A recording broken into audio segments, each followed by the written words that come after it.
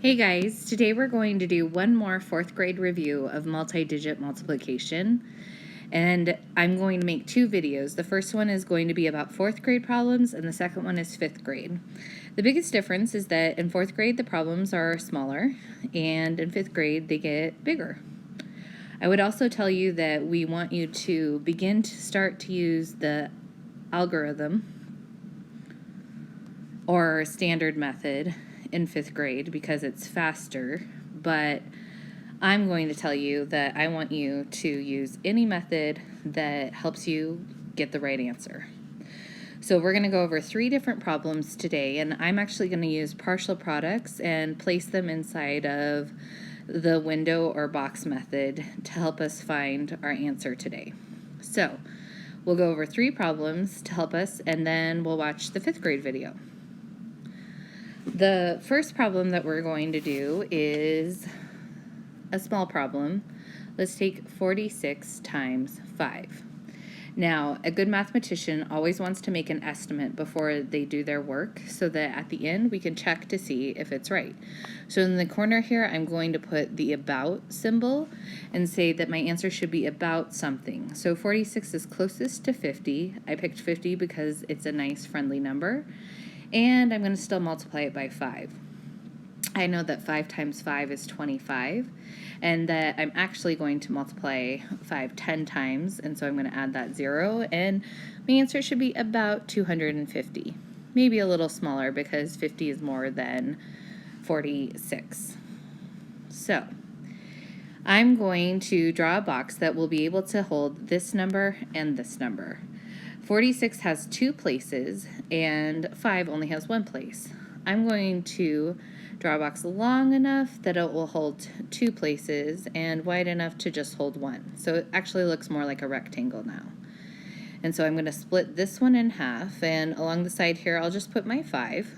And then on the top I'm going to show the different place values. So 4 actually means 40, and 6 means 6.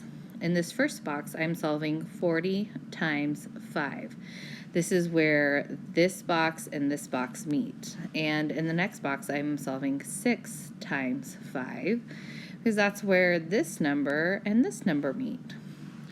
So 40 times 5. Well, I know 4 times 5 is 20, and I'm going to add that 0 because I'm actually multiplying by 40.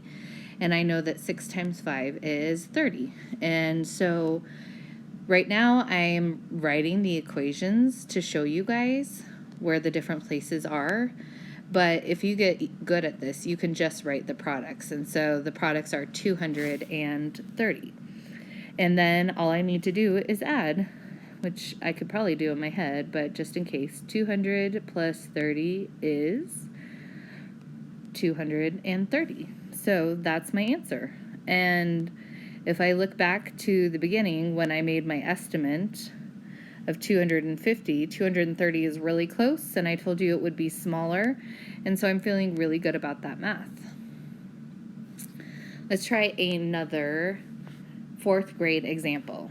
This time let's do 365 times 5. Again, I'm going to make an estimate here in the corner, so it's going to be about something. 365 is closest to 400. I'm going to multiply that by 5. 4 times 5 is 20, and I'm actually multiplying this by 100, and so I'm going to add those 2 zeros to my place value. So this should be about 2,000. It actually is probably going to be a lot less because 400 is quite a bit bigger than 365, so I'm looking for an answer that's close but less than 2,000. And so now my job is to draw a box that's going to hold these numbers. I have 3 place values in 365 and only 1 for 5, so I can draw a line here, and then I'm going to draw a rectangle again so that it holds all 3 of those place values. So I'm going to cut this into thirds, and then I'm going to multiply by 5. Up here goes 360 and 5. I'm going to make this pen as small as it can be. Okay, so in this first box I have 300 times 5.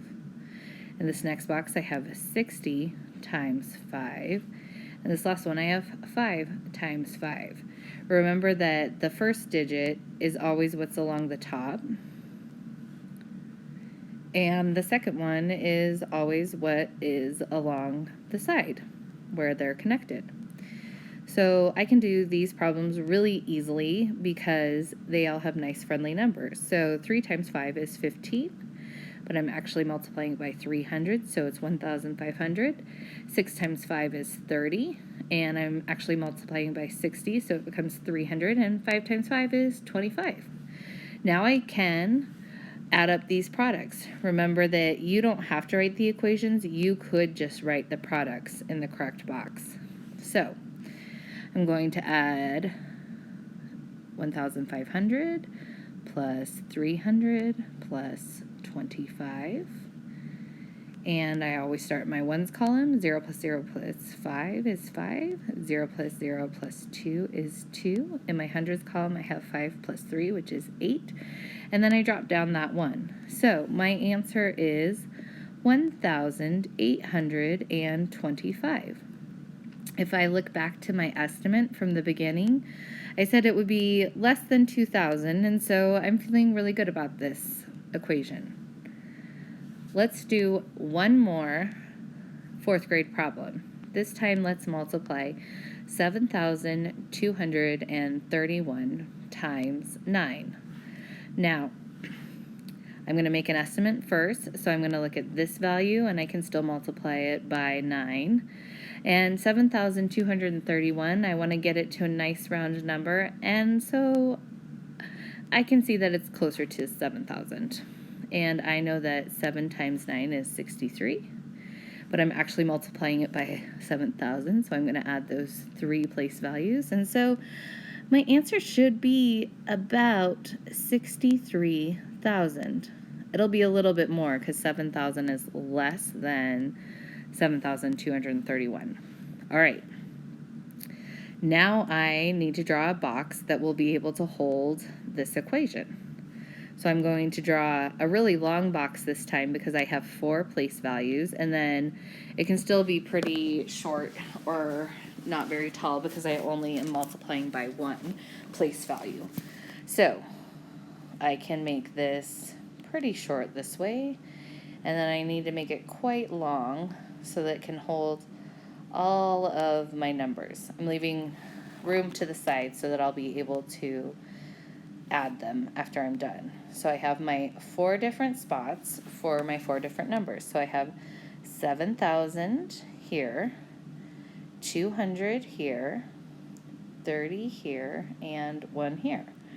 It doesn't really matter what side you put the numbers on. I will add the 9 over here for now. So remember, the first number that you're going to multiply is always the one on the top. So 7,000, 230, and 1. And then the second number is always the number directly on the side, which in this case, all of them are 9. That's a good way for you to figure out if you're doing this right. If the second number in a row goes across or horizontal, if they're all the same, you have set it up correctly. So now I can multiply. 7,000 times 9 is like 7 times 9, which is 63. And then I'm going to add those 3 zeros because it's actually 7,000. And 2 times 9 is 18, and I'm actually multiplying by 100, so I'm going to add those 2 zeros. And then 3 times 9 is 27, and I'm going to add that 0 because it's actually 30, and 1 times 9 is 9.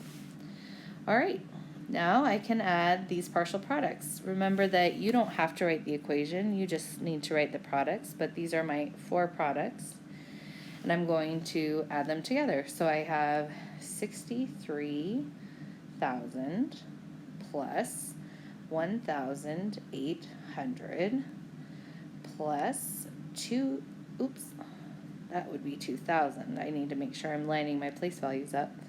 270, and finally 9. I'm going to add them all up. Remember, you always start adding in the ones place. So I have 9, 7, 8 plus 2 is actually 10, so I'm going to carry that one over. And then I have 1 plus 3 plus 1, which is 5. And then I'll drop that 6. And my answer is 65,079, which is really close to that estimate that I made before. Very close. It's a little bit larger, but I knew that would happen because 7,231 was a little bit bigger than 7,000. Feeling really good about that. Hopefully you are too. So, this series will have 2 secret words, and the first one is chicken, and you will have to watch the second one to find out if it's a chicken sandwich or a chicken nugget. Who knows? All right, see you later.